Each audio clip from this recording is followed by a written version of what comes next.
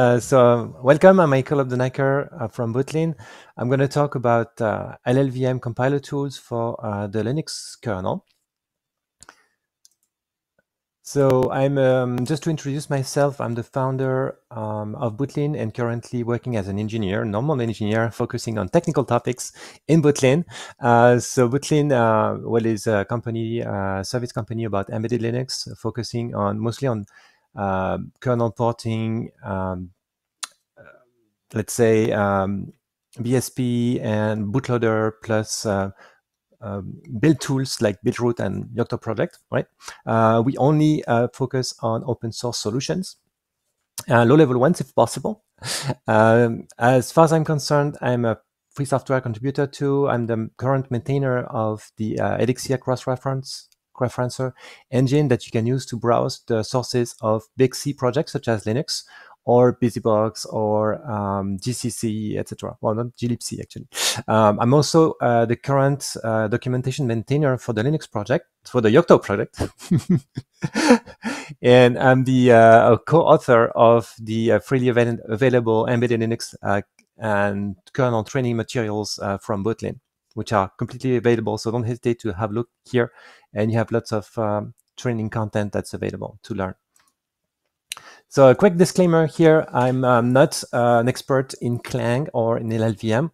I'm not involved in the project itself to build a Linux kernel with Clang. I'm just interested in the topic and also interested in the Linux kernel. So I made some experiments. I'm sharing my own findings with you.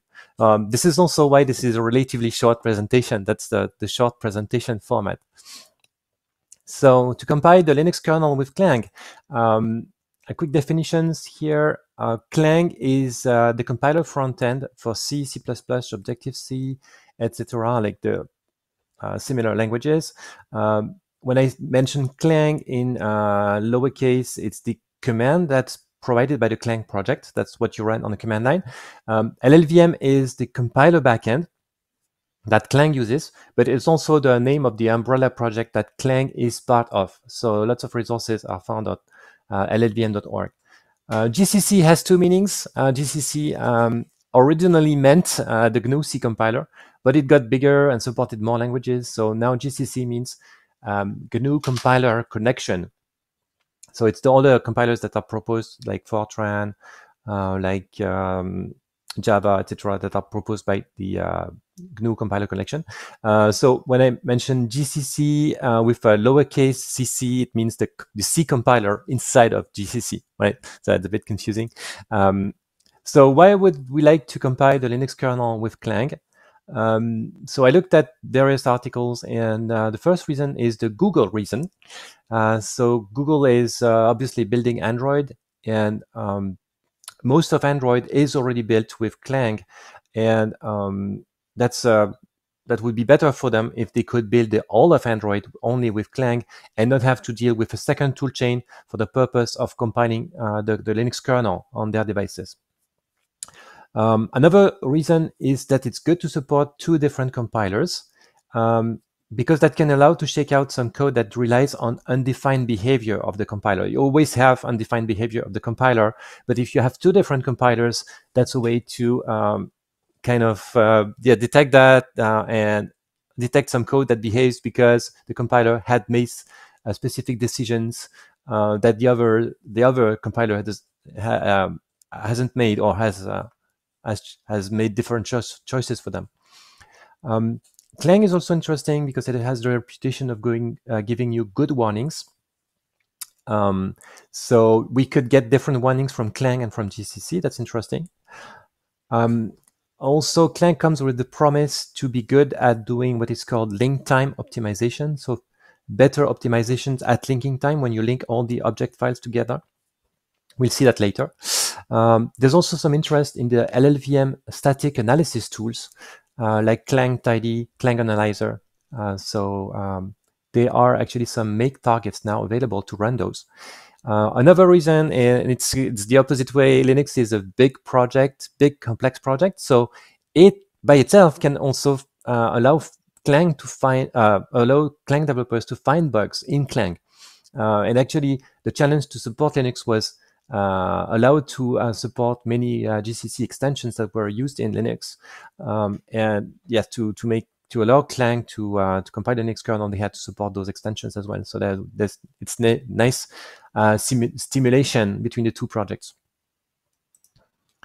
So let's talk about the differences between Clang and GCC. Well, GCC, and that's maybe why I was attracted in that feature, because I know that GCC needs to be compiled for each architecture you want to support.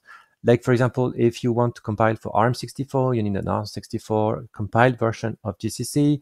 If you want to compile for RISC-V, that's the same. You need a RISC-V toolchain based on GCC, as built by Yocto or Buildroot or CrossToolNG.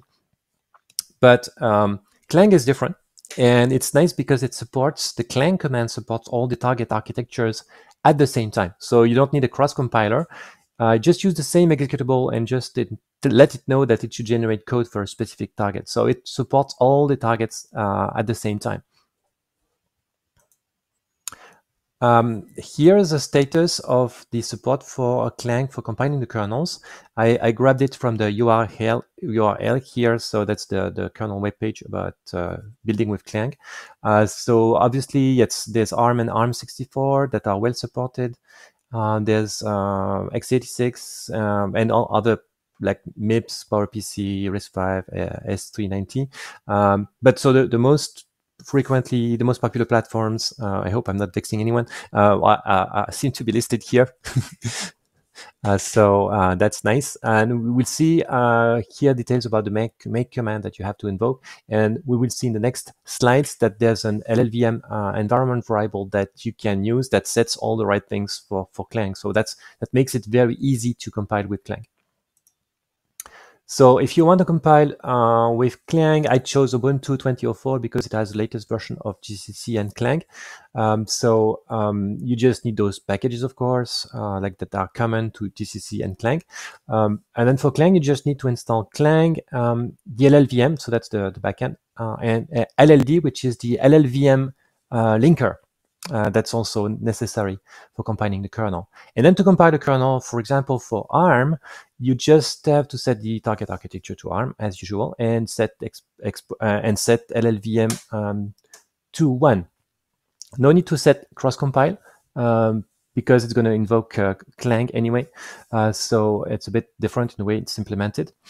So an advice, by the way, from Nathan Chancellor is to actually pass those on the make command line. There could be some cases where the Makefile doesn't grab the right values.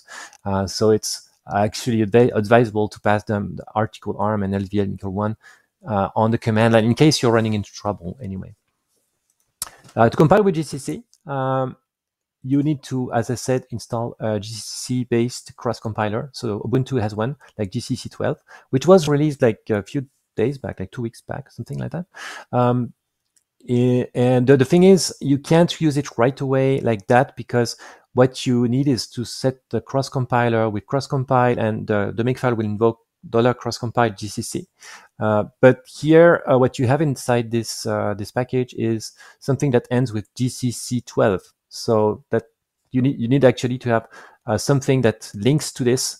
So a link that's called ARM Linux GNU EABI HF -GCC. So here, I know a way to have this proper executable in your path is, and not the default one that's not GCC 12, that probably GCC 11 or 10, is to use Debian's update alternatives solution.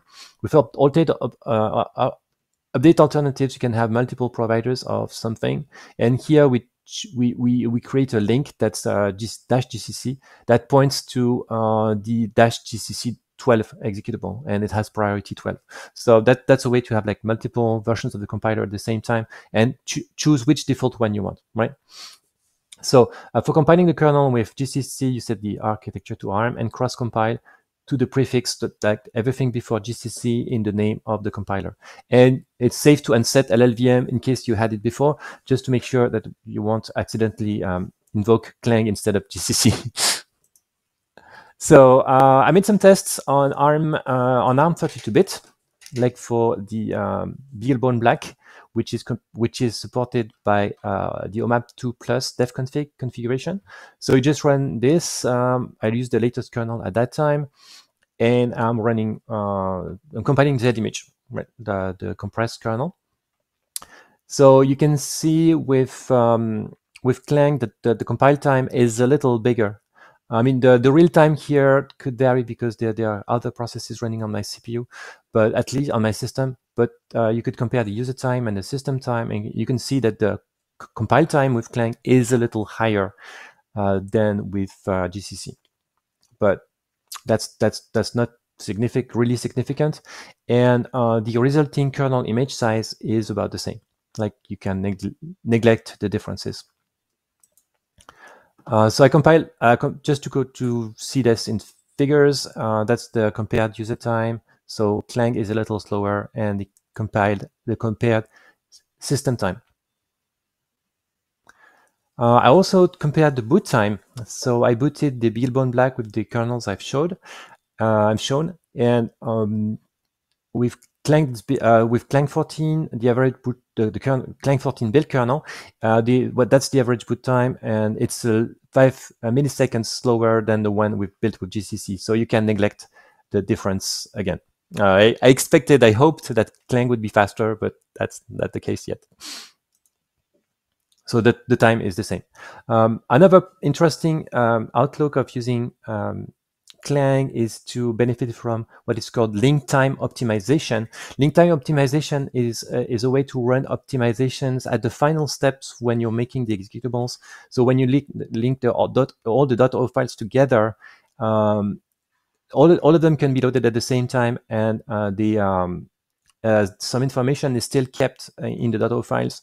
And then Clang can be massive optimizations by having all the code at once and being able to figure out which code can be used or is not used at all. So there's a possibility to identify and ultimately delete that code. And that's well described actually by this quick page here that gives you an example where a first dead piece of dead function is found, and this makes another function unused as well, so it can be removed, and this triggers other further deletions. So that's nice. So in the Linux kernel now, thanks to Clang, you have 3 link time optimization options in the Linux kernel. There's LTO none, so that's the default that we've seen before. There's LTO Clang full, so it's a full LTO, but this one is very heavy on CPU and RAM. So I was surprised, like on ARM64, it took almost 8 gigabytes of RAM to link an ARM60, the kernel, right, with the default configuration. A compromise between the two is config LTO Clang thin. That's a much lighter solution in terms of RAM usage and CPU time, which is described here. So that could be a compromise if you don't have like a very strong main machine, or if you are limited in terms of CPU resources, like you have to build many kernels at the same time. By the way, GCC also has LTO support. Has been having it for quite a long time, but this is not supported for building the Linux kernel. So it's only if you have Clang as a compiler that you get a chance to run LTO at link time. So I made some tests with LTO. So what it shows here is, the blue one is GCC, and the other ones are Clang without LTO, thin LTO, and full LTO on both architectures like ARM64 and x86. So that's you can see here that the resulting kernel size is a bit disappointing because it's much bigger than the original kernel size. So the optimizations do something, but they increase the kernel size. I'll get back to that. As I said earlier, it's also quite dramatic to see the increase in link in the RAM usage at link time. When you run the LTO step, it's the linker like grows and consumes a lot of RAM. That's especially the case on ARM64. Like it's almost 10 times the RAM that you have on thin LTO or the none option, right? Or even more. So you see that thin is is a quite good compromise here in terms of RAM versus versus full, right? So these are the configurations I used. On ARM, it was dev config configuration, and on x86 64, it was x86 64 dev config configuration. So this is consistent, though it's more dramatic on ARM 64. So some notes here. So you may wonder about ARM 32-bit. It's not currently enabled on this platform. So I don't know whether it's not well tested or there are still issues to be addressed, but you could tweak the key config files and try to enable it. But for the moment, it's not there by default. As you saw, the full LTO kernels are way bigger than the non-LTO ones. And I asked the question to the main developers, and they believe it's due to extra inlining that's made possible by LTO. So inlining is allows to replace function calls by the actual function code. So it's more efficient because you don't call a function, you don't pass the arguments, you don't have to receive the return value. But this increases the code size. So that's going to be good for performance. And unfortunately, I had no time to, not enough time to benchmark this on real systems like x86 and ARM64. So it's going to be good for performance. You can try. I don't know how good it's going to be, but please don't hesitate to try that. It's going to be bad for boot time for sure, because a bigger kernel takes more time to load and decompress. So yeah, that what would have been good for boot time would have been a reduction of the size and therefore a faster kernel load time and decompression time, but that's not the case yet. So that's a topic that's discussed on this URL on GitHub for the Clang Built Linux project. You can have a look at the explanations that are proposed. So now let's talk about the extra tools for debugging or cleaning up the kernel code. The first one is clang-tidy. So you can run make clang-tidy if you have your environment set up to compile Linux with Clang, right?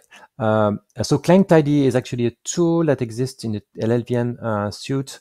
It's a kind of linter tool, and it can it's supposed to be allow to implement like style checks, detect some programming errors, maybe some misuse of interfaces, and as it says, bugs that you could also find through static analysis. So it's kind of linter tool, right? The first one you can run. So you configure your kernel, of course. It's as if you would build it. You could even make all yes config to turn everything on to have like the widest coverage possible, right? And then you can run make clang-tidy, but it's even better to run things in parallel. So if you have 8 CPU cores or 4 CPU cores, run multiple jobs like with J, and it's going to run faster. So it's going to run clang-tidy checks on all of the files. So at the end, I tried to compile Linux 518 RC8 RC6 on ARM 32-bit, and no error was found.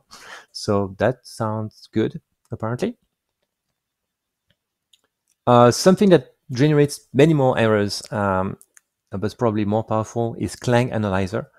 So it's yes, it's a static analyzer for source code that can be like analyze the source code and figure out what issues could be, like accessing a pointer after it was freed and things like that.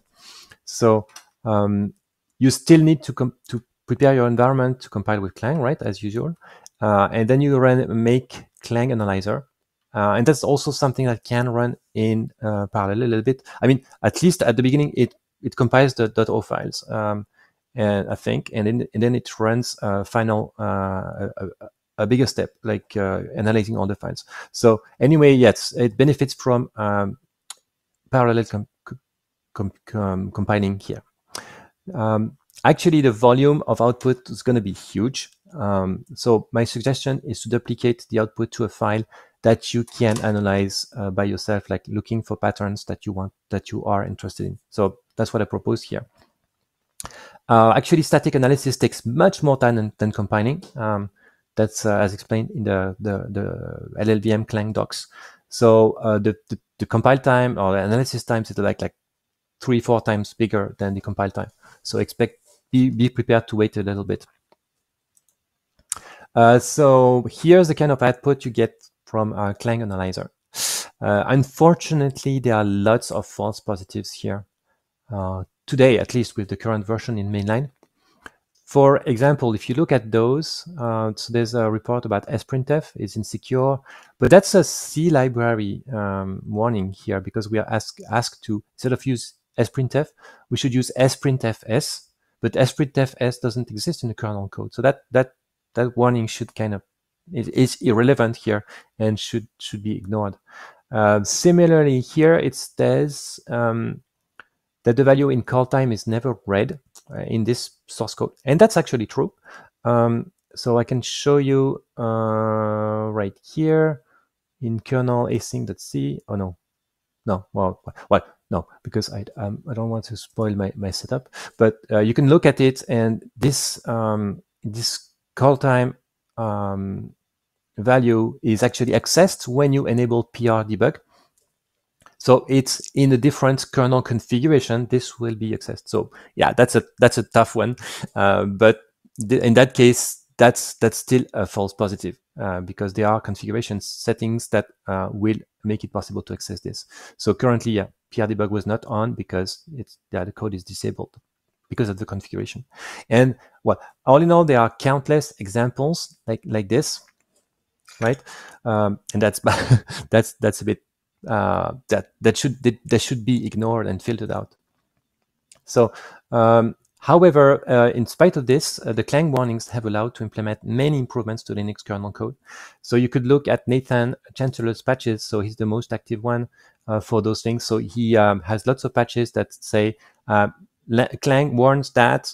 So he addresses the Clang warnings and fixes them. So I've seen at least tens of patches from him fixing those patches in a clean way, so that fixing those warnings, so we don't have the warnings anymore. And that was an opportunity to improve the kernel code thanks to Clang. You can also find a few patches from Nick Desaulniers, who's also the other maintainer of Clang on Linux. So some limitations: it's difficult. I wish it was possible to run clang-analyzer on a single file, like make clang-analyzer and some .c file or .o file. So how to tweak clang-analyzer to keep only... another question is, how to tweak clang-analyzer to keep only the warnings that are relevant to the Linux kernel code. That's an open question for me. Just in case you want to run clang-analyzer on a single file, typically the driver you're developing, you could... You actually, the Makefile will build a compile JSON commands.json file, and that's what clang-analyzer is run on. And so to just have do the processing on just one file, just modify, make a copy, that's called one file, just keep one file, one .c file, and remove all the other ones, and then you can run the checks like this on a single file, like the file that you're currently developing. So some conclusions here. For the most of this exploration for me, the most popular architectures today can be compiled with Clang instead of GCC, and that's mature, and the system boots. At least from my experiments, the system boots, and that's nice. That because with Clang you don't need a cross compiler anymore. You just use Clang and it works. And indeed, the Clang warnings have helped to improve the kernel code, like you see the patches from Nick and Nathan, for example. However, I don't think we have reaped all the benefits of using Clang yet, so that's still a work in progress, and we need contributions and help. So yeah, we don't see the size benefits of LTO yet. The kernels are still much bigger. And as I said, many Clang-analyzer warnings are still irrelevant. So for people like you and me that are new, that are a bit new to this compiler thing, who want to contribute to the kernel by finding some easy to address warnings, it's not, it needs some filtering. So I tried to look for true positive, but I didn't spend enough time, I guess, and I just found false positives. So quick useful resources here. There's of course the Clang build Linux project on GitHub. That's where everything is. So there's the build status. There's a lot of CI going on. There are bug reports, so you can report a bug that you're facing. There's documentation. There's meeting reports, and you can also join the meetings if you want. All the information is there. So that's the perfect place to get involved in this project. You've got the kernel documentation for building with Clang. That was useful too. And this LWNet article, building the kernel with Clang, that explained the philosophy, the reasons for doing that with Clang. And that's a 2017 article, but it's still relevant.